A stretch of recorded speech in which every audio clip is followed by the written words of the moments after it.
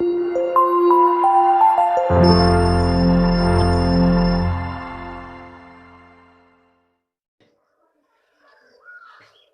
हम फेज प्रमेय के विलोम के बारे में पढ़ेंगे। उससे पहले हम कुछ बेसिक चीज जान लेते हैं।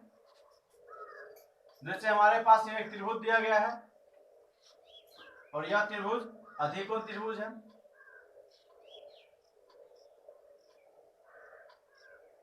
हम इसको ए मान लिए, इसको बी मान लिए, इसको सी मान लिए। तो इसमें यदि हम इस शीर्ष से इस भुजा पर यदि हम शीर्षलंब डालेंगे, शीर्षलंब जो होगा इस त्रिभुज के बाहर होगा, इस त्रिभुज के बाहर होगा। हम क्या करेंगे, हम जिस भुजा पर डाल रहे हैं उसको आगे बढ़ाएंगे और ये यहाँ पर मिल रहा है जिसको हम डी मान लेते हैं, डी। तो यहाँ पे शीर्षलंब क्या हो गया, ए से डी। किस त्रिभुज के लिए, ए बी सी के लिए, ए बी सी के लिए शीर्षलंब क्या हो गया, ए डी। तो एरिया ऑफ त्रिभुज ए बी सी, इसका जो क्षेत्रफल होगा, इसका फॉर्मूला क्या होता है, 1/2 बी गुने एच, जहां बी जो है बेस है और एच जो है ऊंचाई है।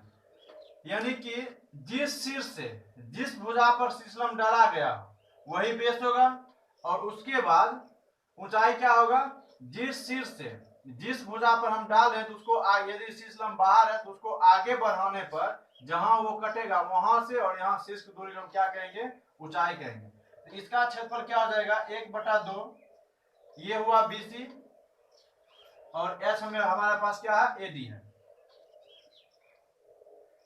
ये कैसे हुआ, अब यहां देखिए कैसे निकल रहा है। यदि हम यहाँ यह त्रिभुज पकड़ेंगे, एरिया ऑफ त्रिभुज ADC, यदि हम यहाँ पे त्रिभुज एरिया ऑफ त्रिभुज ADC लेंगे तो यह जो त्रिभुज है ADC एक समकोण त्रिभुज है। तो समकोण त्रिभुज के लिए 1/2 आधार यहां से यहां हो गया, DC हो गया और शीर्षलंब क्या हुआ, AD हो गया। यह किसका क्षेत्रफल निकला है, ADC। लेकिन हमें निकालना क्या है, हमें निकालना है त्रिभुज ABC, एरिया ऑफ त्रिभुज ABC, इसका हमें क्षेत्रफल ज्ञात करना है। इस कंडीशन क्या होगा, यदि हम पूरे में यानी कि एरिया ऑफ त्रिभुज ADC में हम ये त्रिभुज घटा दें, एरिया ऑफ त्रिभुज ADB घटा दे तो हमारे पास क्या बचेगा, एरिया ऑफ त्रिभुज ABC। हम देख रहे हैं कि इसका क्षेत्रफल इतना हो रहा है या नहीं। तो इसका अभी निकाले हैं 1/2, इसका हमें हो गया DC और इसका हो गया AD इसका। अब इसका क्या होगा, ABD, इसके लिए 1/2 आधार अब यहां से यहां ले, चूंकि यह त्रिभुज बात कर रहे हैं ADB की बात कर रहे हैं तो आधार यहां तक होगा DB और उसके बाद ऊंचाई क्या हो गया, यहां से A से लेकर D तक। यदि हम इसमें 1/2 और AD यानी कि दोनों पद में, इस पद में और इस पद में AD है, यहां से AD हम कॉमन लेंगे, AD यदि हम कॉमन लेंगे तो हमें यहाँ क्या आ जाएगा, DC plus DB, sorry DC minus DB, या 1/2 AD गुने यहां से DC में से यदि हम DB घटा दे तो हमें क्या मिलेगा, BC। तो यहाँ हम देख रहे हैं किसके बराबर निकला है, एरिया ऑफ त्रिभुज ABC, यानी कि ABC का क्षेत्रफल क्या हो गया, 1/2 AD गुने BC। यहाँ कहने का मतलब यह हुआ कि जब भी हम त्रिभुज के किसी भुजा से यदि हम शीर्षलंब उसके सम्मुख भुजा पर डाल रहे हैं, यदि शीर्षलंब उस त्रिभुज के बाहर स्थित हो, जैसे यहाँ डाले हैं यह शीर्षलंब जो है इस त्रिभुज के बाहर स्थित है। जब शीर्षलंब त्रिभुज के बाहर स्थित हो तो हम जिस शीर्ष से शीर्षलंब डालें उसके सम्मुख भुजा, सिर्फ उसका सम्मुख भुजा आधार हो जाएगा। तो इसके लिए आधार, इसका सम्मुख भुजा क्या है, इस शीर्ष का सम्मुख भुजा BC है, तो इस कंडीशन में इसका आधार हो जाएगा BC और शीर्षलंब क्या होगा, इसी भुजा को जब हम आगे बढ़ाएंगे तो यहाँ जहां कटेगा यहां से यहाँ की दूरी, यानी कि इसको हम यदि कुछ बिंदु मान ले, इसको हम D मान लिए तो D से लेकर A तक की दूरी को हम क्या कहेंगे, ऊंचाई कहेंगे AD, और इसी में हम 1/2 गुना कर देंगे, किसका हमें क्षेत्रफल मिल गया, एरिया ऑफ त्रिभुज ए बी सी। अब हम थेल्स प्रमेय के विलोम बारे में पढ़ेंगे। उससे पहले हम इस स्टेटमेंट को समझ लेते हैं। इसमें कह रहा है यदि कोई रेखा किसी त्रिभुज की दो भुजा को समान अनुपात में विभाजित करती है, इसका मतलब हुआ कि हमारे पास कोई त्रिभुज है, एक रेखा है। यदि कोई रेखा किसी त्रिभुज की दो भुजाओं को समान अनुपात में विभाजित करती है, समान अनुपात का मतलब हुआ, मान लीजिए इसको हम ए मान लिए, इसको बी, इसको सी, इसको डी, इसको ई। तो यहां से इसका दूरी और इसका दूरी जो अनुपात होगा, ए डी बटा बी डी बराबर ए ई बटा ई सी, यह हमको दिया रहेगा। या उसके बाद करें तो वह रेखा तीसरी भुजा के समांतर होता है, यानी कि जो दो भुजा को भिन्न भिन्न बिंदु पर प्रतिच्छेद कर रहा है, उसके बाद जो एक भुजा बच गया है उसके या क्या होगा, समांतर होगा। यही हमें सिद्ध करना है।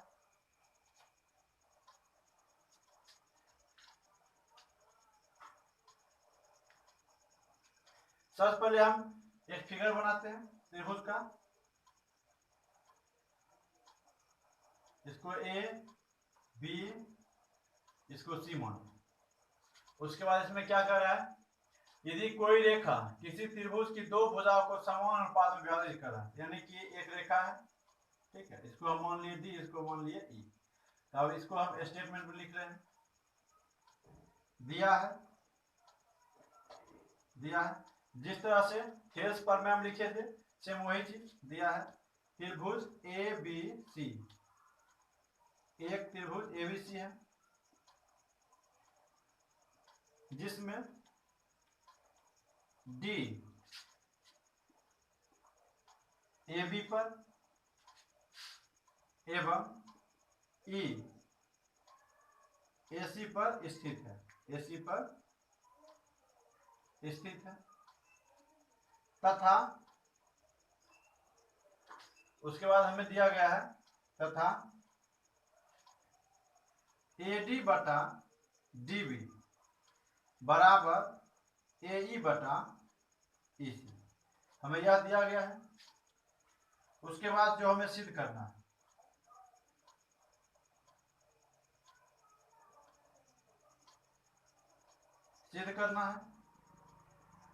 हमें इसमें क्या सिद्ध करना है कि डीई जो है बीसी के समांतर होगा, सिद्ध करना है डीई समांतर बीसी।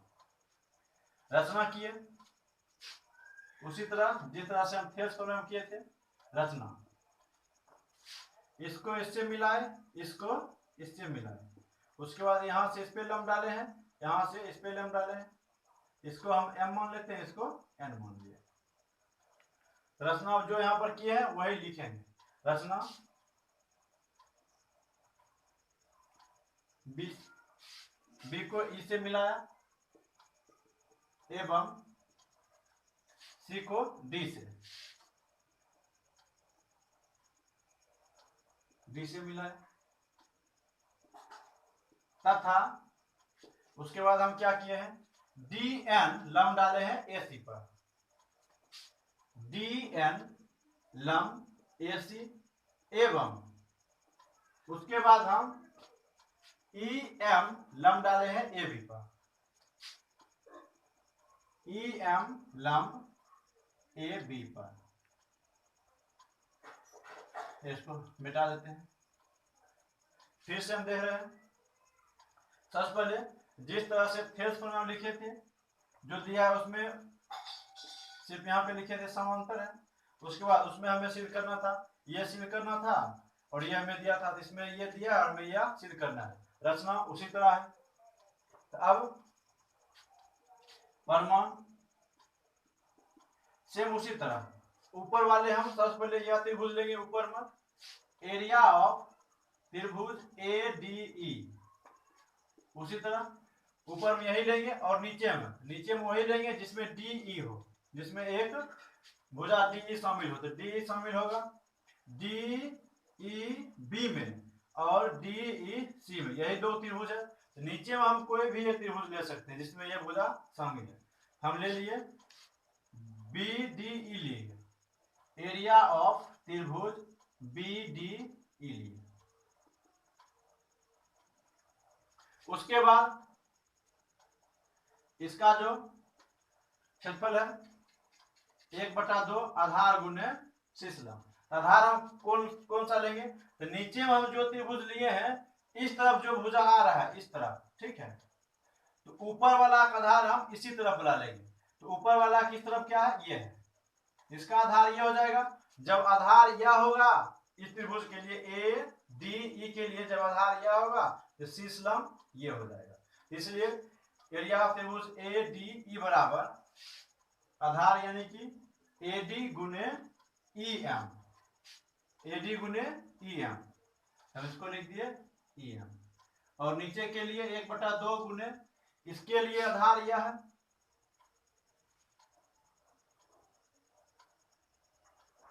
जैसे यहां हम इसको अलग फिगर बना रहे हैं। इस शीर्ष से इस भुजा पे डाला गया है, इस शीर्ष लंब जो है त्रिभुज से बाहर है। जब कोई भी शीर्ष लंब त्रिभुज से बाहर हो तो आधार हम यही लेंगे, यानी कि इसके, यानी कि जिस शीर्ष से डाला गया है उसका सम्मुख भुजा आधार हो जाएगा। तो इस शीर्ष से लंब डाला गया है, इसलिए इसका सम्मुख भुजा यह हो रहा है, यह आधार हो गया। और लंब क्या लेंगे, तो इस आधार को मिलाने के बाद जहां पर कट रहा है, यानी दोनों रेखा जहां जिस बिंदु पर प्रतिच्छेद करे वहां से लेकर इस शीर्ष तक हम शीर्ष लंब लेंगे। इसलिए यहाँ पे इसका एरिया ऑफ त्रिभुज BDE जो होगा, इसका आधार ये हो गया और शीर्ष लंब ये हो गया, इसका भी शीर्ष लंब EM हो गया। EM कैंसिल हो गया, ये भी कैंसिल हो गया, हमें यहाँ बच गया AD/DB। इसको भी क्वेश्चन फर्स्ट मान लेते हैं। उसी तरह एरिया ऑफ त्रिभुज ADE, इसमें भी ऊपर हम यही लिखेंगे और नीचे वही त्रिभुज लेंगे जिसमें DE शामिल हो। DE शामिल है दो त्रिभुज में, एक ये और एक ये, हम ये पहले ही ले चुके हैं इसलिए अब हम इस तरफ ला लेंगे। एरिया ऑफ त्रिभुज DEC बराबर, अब देखिए, तो इसके लिए हम कौन सा क्षेत्रफल लेंगे, इसके लिए क्षेत्रफल के लिए हम आधार क्या लेंगे, तो जो हम नीचे त्रिभुज लिए हैं इस तरफ जो हमें भुजा मिला है, यह भुजा मिला है, तो ऊपर वाले के लिए आधार भी इसी तरफ वाला होना चाहिए। इस तरफ वाला आधार होगा तो आधार ये हो जाएगा, तो उस कंडीशन में इस त्रिभुज का ADE का जब आधार ये होगा तो शीर्ष लंब यह हो जाएगा। तो ऊपर वाले के लिए क्षेत्रफल 1/2 आधार हमें यह हो गया AE गुने शीर्ष लंब हमें DN हो गया, शीर्ष लंब DN। उसी तरह नीचे के लिए 1/2 आधार हम यह लिए हैं, इसको हम यहां बना रहे हैं।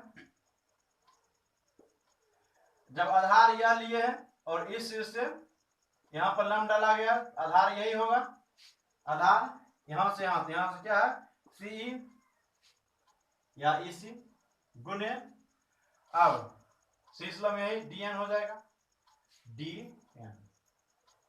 यहां ये और ये कैंसिल हो गया, ये और ये कैंसिल हो गया, यहां हमें हो गया AE/AC। इसको हम समीकरण 2 मान लिया।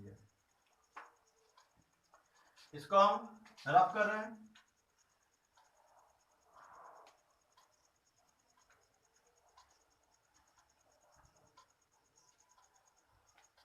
चूंकि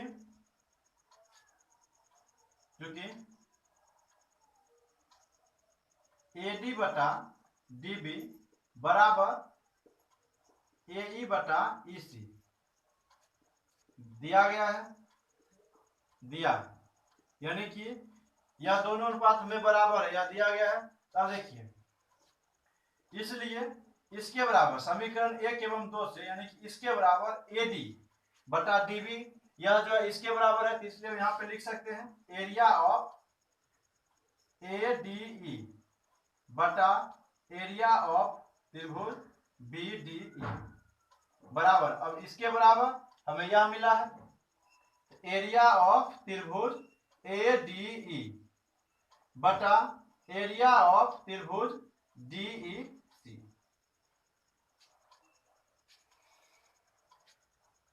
और यहां देखिए इसका क्षेत्रफल और इसका क्षेत्रफल समान होगा, इसको हम कैंसिल कर सकते हैं।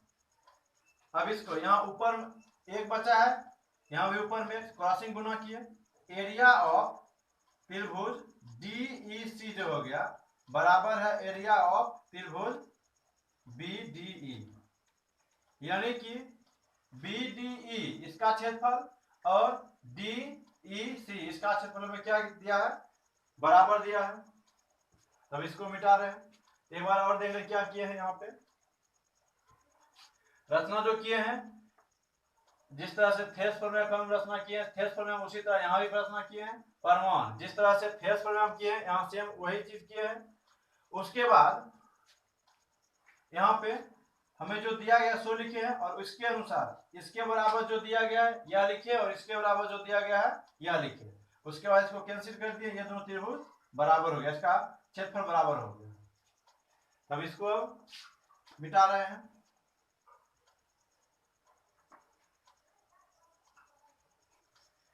यहाँ पे इसका क्षेत्रफल और इसका क्षेत्रफल समान है। अब हम यहाँ पे लिखेंगे जो कि त्रिभुज DEC एवं त्रिभुज BDE जो है एक ही आधार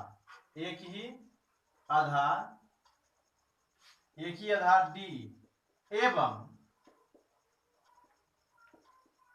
दो रेखाएं DE एवं BC के बीच स्थित है तथा एरिया ऑफ त्रिभुज DEC बराबर एरिया ऑफ त्रिभुज BDE, इसलिए BC समांतर D, यही हमें प्रूव करना था।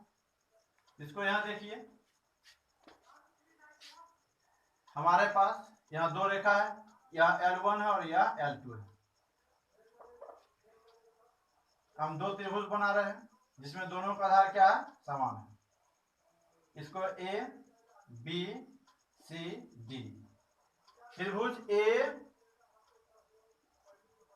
ABC और त्रिभुज ABD दोनों का आधार AB है और दोनों जो है L1 और L2, यानी कि हम यहाँ पर माने हैं L1 जो है L2 के समांतर है, यानी कि दोनों रेखा समांतर है। यह त्रिभुज एक ही आधार और दो समांतर रेखा के बीच में स्थित है। तो बीच में स्थित इसका मतलब हुआ कि यदि दो रेखा समांतर है तो जिस एक रेखा पर जो आधार स्थित है तो उसके बाद जो रेखा बच गया तो उसका शीर्ष उसमें टच होना चाहिए। इस त्रिभुज का शीर्ष इसमें टच हो रहा है और इस त्रिभुज का भी शीर्ष इसमें टच हो रहा है। तो उस कंडीशन में इस दोनों का क्षेत्रफल क्या होगा, एरिया ऑफ त्रिभुज ABC एवं एरिया ऑफ त्रिभुज ABD दोनों क्षेत्रफल क्या होगा, समान होगा। उसी तरह यदि हमारे पास दो त्रिभुज है और दोनों का आधार एक है और वह कोई दो रेखा के, अभी हम इसको समांतर नहीं मान रहे, यानी कि इसको सिर्फ L1 माने, इसको L2, यानी कि ये दो रेखा है। इसमें दिया गया क्या, यदि इसमें एक ही आधार हो और दोनों का क्षेत्रफल बराबर हो, यानी कि एरिया ऑफ त्रिभुज ABC और बराबर हो एरिया ऑफ त्रिभुज ABD, इस कंडीशन में यह रेखा और यह रेखा दोनों क्या हो जाएगा, L1 समांतर L2 हो जाएगा। उसी तरह यहां किए हैं हमें DEC, यानी कि DEC यह त्रिभुज और BDE यह त्रिभुज एक ही आधार, यानी कि दोनों का एक ही आधार DE है, D एवं दो रेखा है, यानी कि DE और BC के बीच में क्या है, यह स्थित है तथा दोनों का क्षेत्रफल क्या है, समान है, क्योंकि यहाँ पर हम सिद्ध किए हैं कि दोनों क्षेत्रफल क्या निकला है, समान है। इसलिए यह रेखा यानी कि DE और BC क्या होगा, समांतर होगा। यही हमें प्रूव करना था जो कि हो चुका है। इसको हम साफ कर देते हैं या क्वेश्चन का भाग नहीं है।